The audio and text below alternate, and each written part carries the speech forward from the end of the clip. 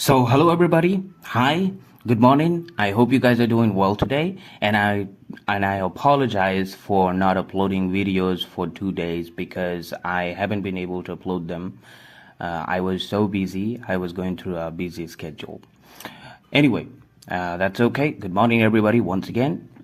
So today I'm going to read an article from BBC.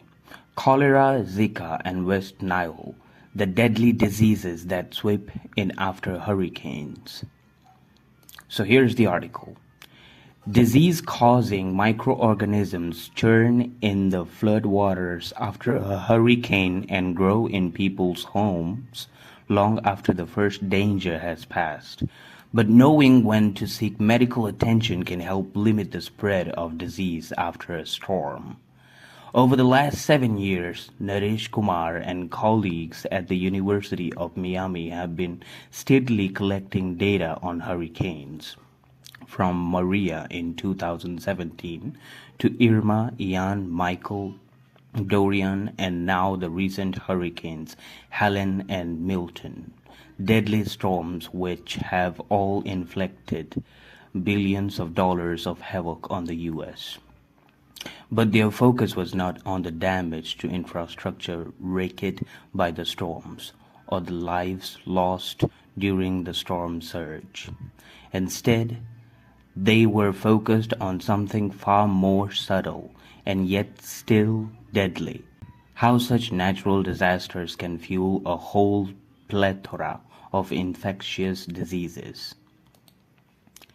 This has been spotlighted by the recent aftermath of Hurricane Helen, which hit Florida with storm surges and winds of up to 225 km/h before triggering flooding and landslides in western North Carolina.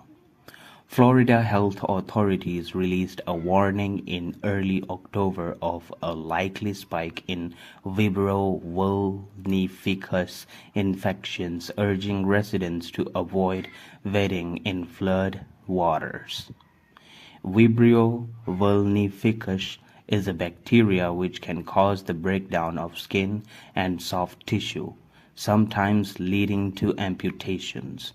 According to the latest data, 77 cases and 15 deaths have been reported so far in 2024, the most recorded cases in the past decade, though it is not known how many of cases were reported since Helen and Milton. In 2022, Florida reported an unusual increase in Vibrio vulnificus infections in the wake of Hurricane Ian. Now it's time to learn vocabulary from this article. Okay, so the first word is churn. Churn is both a noun and a verb. Churn means to stir or agitate something, often used for liquids or to create constant movement. In a business context, it can also mean frequent customer turnover. Example as a verb: the waves churned the water, making it difficult to swim. Another example, the company experienced high customer churn this year. Seek medical attention. It's a phrase which means to look for or request professional healthcare assistance. Example, after feeling unwell for several days, he decided to seek medical attention. Note, this phrase is commonly used to indicate the need for a doctor's care or medical evaluation. Inflict. Inflict is a verb which means to cause harm, pain, or suffering to someone or something. Example, the storm inflicted severe damage on the small village. Now the next word is havoc. Havoc is a noun which means widespread destruction, confusion, or chaos. Example, the power outage caused havoc throughout the city, leaving thousands in the dark.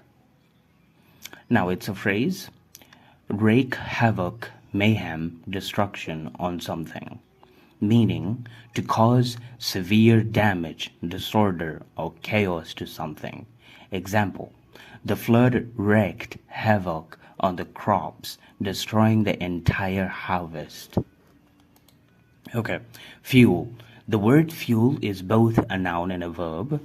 So, fuel as a noun, which means we already know a substance that provides energy when burned, such as gas or oil.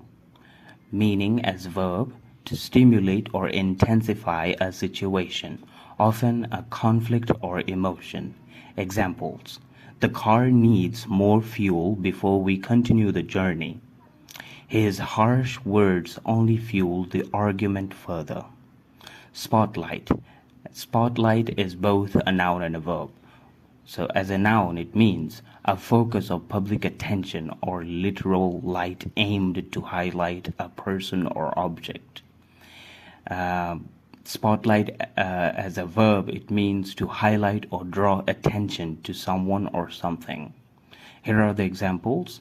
The actor stepped into the spotlight for her big scene. The report spotlights the importance of mental health support in schools. Now, the next word is aftermath. Aftermath is a noun and it means the consequences or effects following a significant, often negative event. Example: in the aftermath of the earthquake, relief teams rushed to help survivors. Trigger. The word trigger is both a noun and a verb. So, as a noun, it means a stimulus that causes a reaction or a device that initiates an action, like a gun mechanism. Trigger as a verb, it means to initiate or cause something to happen. Here are the examples. The loud sound was a trigger for his anxiety. The announcement of job cuts triggered protests across the city. Now, this is the last word, ampute. Ampute is a verb which means to surgically remove a limb or part of the body. Example: the doctor had to ampute his leg due to a severe infection. Alright then, thank you so much for watching this video. I hope you guys enjoyed it and liked this video. And please don't forget to subscribe to my YouTube channel. Thanks for watching this video.